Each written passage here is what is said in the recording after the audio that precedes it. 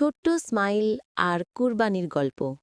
অনেক অনেক দিন আগে এক বাবা ছিলেন, খুব আল্লাভীরু।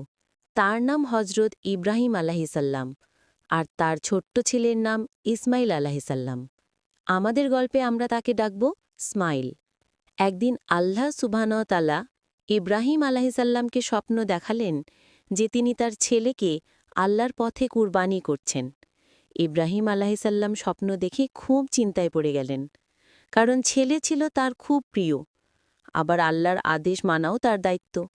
ইব্রাহিম আলাইসাল্লাম ছোট্ট স্মাইলকে বললেন, বাবা, আমি স্বপ্নে দেখেছি তোমাকে কুরবানি করছি। তুমি বলো, তুমি কি চাও? ছোট্ট স্মাইল তখন খুব সাহস করে উত্তর দিল, আব্বা, আল্লাহ যা আদেশ করেছেন তাই করুন। আপনি আমাকে ধৈর্যশীল পাবেন ইনশাল্লাহ।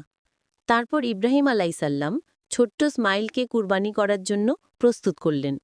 কিন্তু আল্লাহ ছিলেন তাদের ঈমান পরীক্ষা করার জন্য। যখন তিনি ছুরি চালাতে গেলেন, আল্লাহর রহম করে ছোট্ট স্মাইলকে বাঁচিয়ে দিলেন এবং তার জায়গায় একটি বড় দুম্বা পাঠিয়ে দিলেন কুরবানির জন্য। এভাবে আল্লাহ ইব্রাহিম আলাইসাল্লাম ও স্মাইলের ঈমান পরীক্ষা নিলেন এবং তারা সফল হল। আজও প্রতি বছর কুরবানির ঈদে মুসলিমরা পশু কুরবানি করে এই মহান আত্মত্যাগে স্মরণ করে।